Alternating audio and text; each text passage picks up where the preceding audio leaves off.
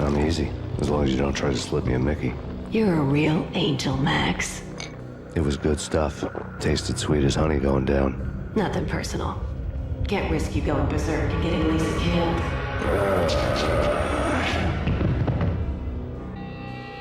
The nightmare was always the same. Violent shapes moving in darkness, old and ugly.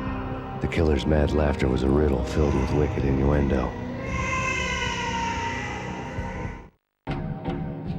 Somewhere, the baby was crying.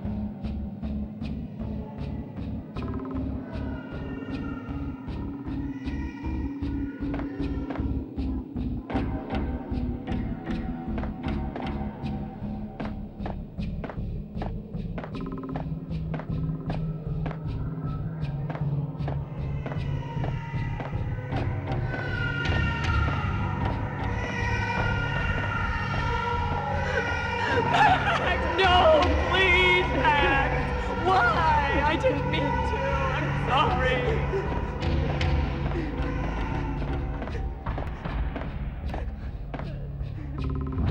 Should have known it when we found you snoring next to Lupino's corpse. A comedian, huh?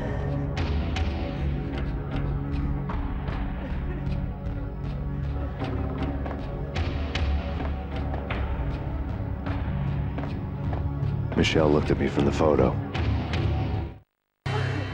The Payne family. Happiness captured in a Polaroid moment.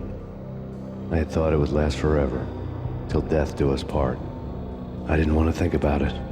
As long as I didn't, it could never happen. But I had broken my own rule. The thought had already slipped in.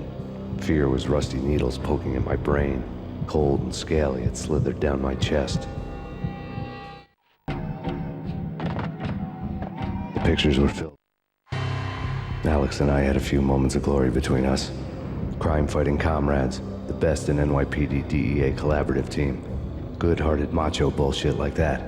I would have given anything to have him here as my backup. No such luck.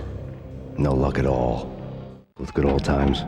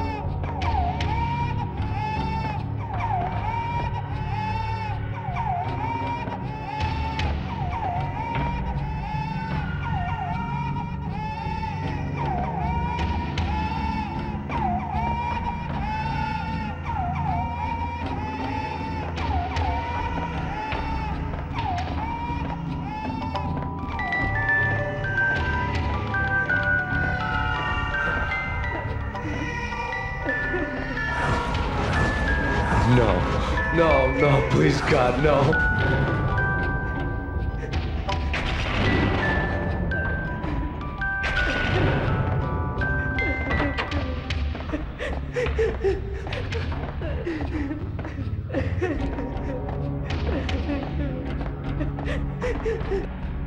Slice them, dice them, shoot them full of holes, blow them to bits, vaporize them, disintegrate them. No matter what you do, they'll still be back good as new.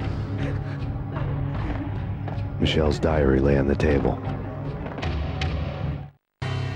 Michelle was working part-time in the district attorney's office. Her diary was open on today's entry, her handwriting all pretty curves. An army dossier found its way to my desk yesterday. Valhalla? Isn't that a Norse myth? Something about Vikings? I tried to tell Max about it, but he was busy, that cute frown on his brow. Guess it's nothing, just a mix-up at the courier service. From now on, I would always find time for her. It was a hollow promise. Too little, too late.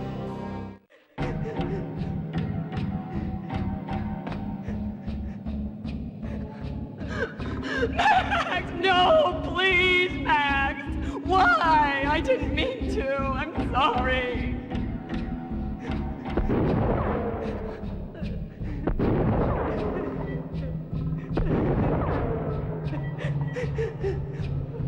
Murderer! You killed her! Nothing like that ever happens in the real world.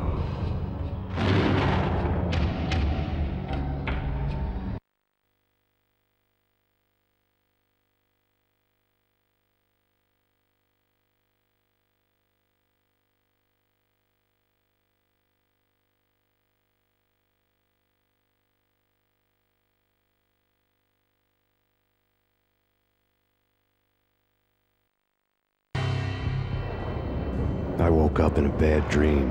My head felt 2 sizes too small for my brain. Max Payne. I envy your name. And the killer was smiling. Pleased to meet you. I'm Frankie the Bat Niagara. Niagara, as in you cry a lot? He had a baseball bat and I was tied to a chair. Pissing him off was the smart thing to do.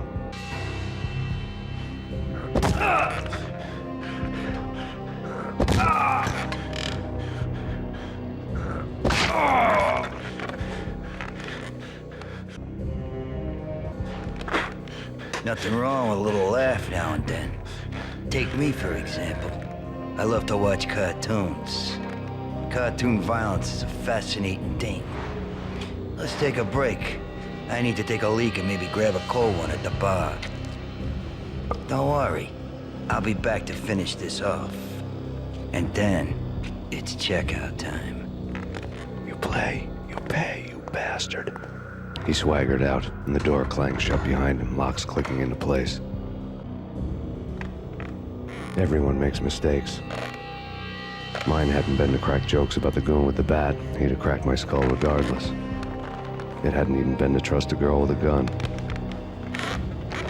I had blindly gone after the first bad guy on my hit list when I should have been aiming further up the ladder, at the head of the Punchinello family. I couldn't bring myself to be pissed at Mona. Guess I had a soft spot for her pretty face.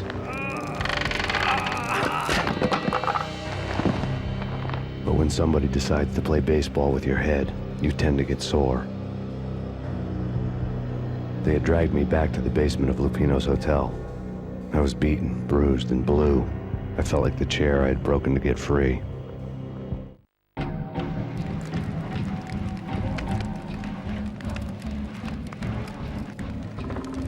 All I had was Niagara's bat, sticky with my own blood.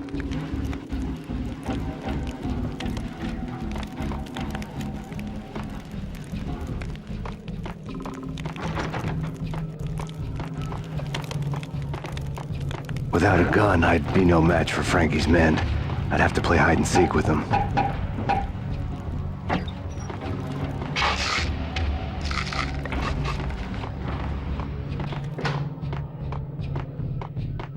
It's Frankie's turn. Hold it! What the? What the hell? Hold it!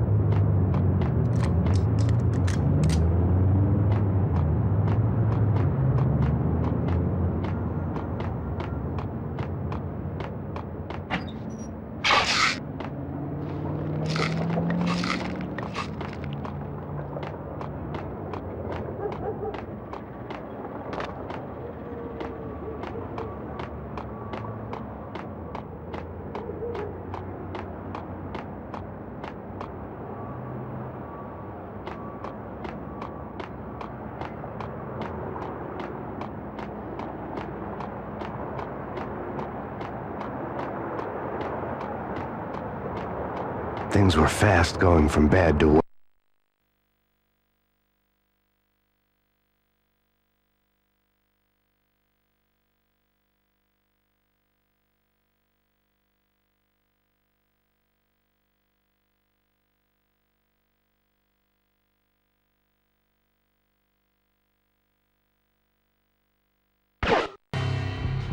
The men in blue had come and gone.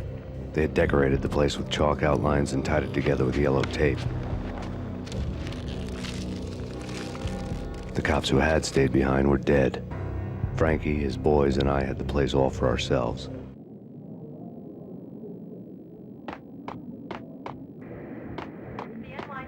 Just forget about it.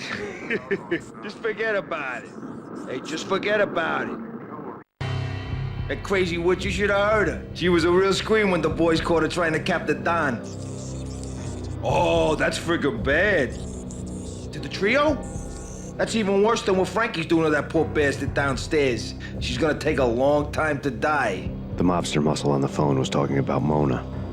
Punchinello's trio were nothing but bad news. There he is!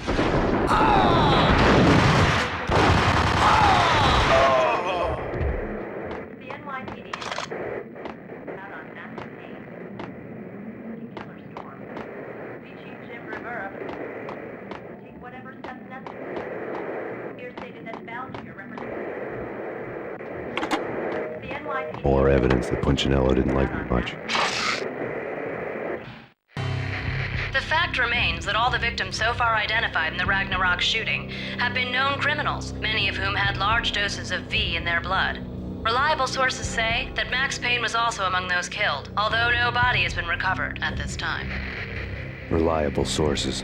That meant somebody thought the Mafia had me, didn't want the cops snooping around anymore. The body would be delivered to them barely recognizable. Case closed. Don Punchinello had the power to be that reliable source, which was no news. But his news was old news. Framing me hadn't been enough. Don Punchinello had put a hit on me. He wanted me dead, and it had been important enough for him to give written instructions to Frankie about it. Max Payne should die like a dog for the trouble he's caused. Frankie, I know I can trust you to give this matter the dedication it needs.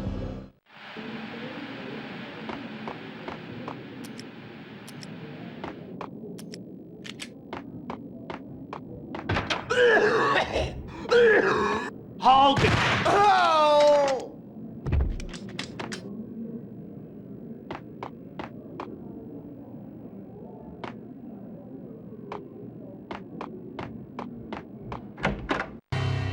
The hotel bar was fast developing quite a history. True to his words, Frankie was there, having a beer. Jesus Christ. How the hell did you get loose? Got bored waiting. Thought, what the hell, we could just as well finish this here. Fine by me. This works out just as well.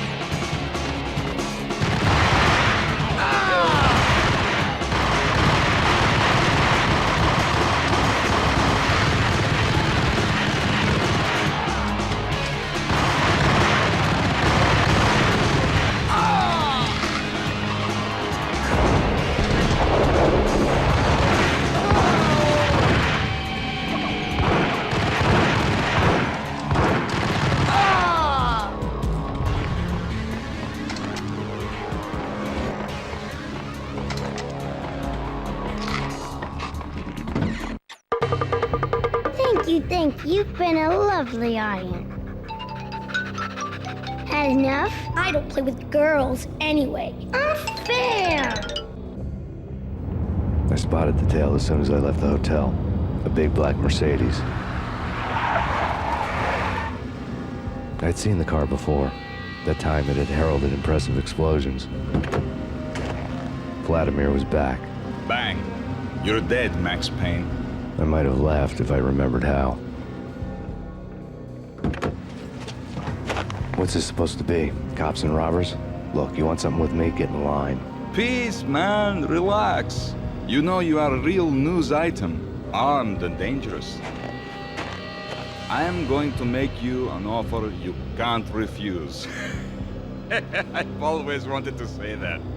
It's a bum rap. I've been framed. Well, that's a moot point. Whatever you did or did not do, I'm sure you had good reason for doing it. Want to hear me out? I'm listening.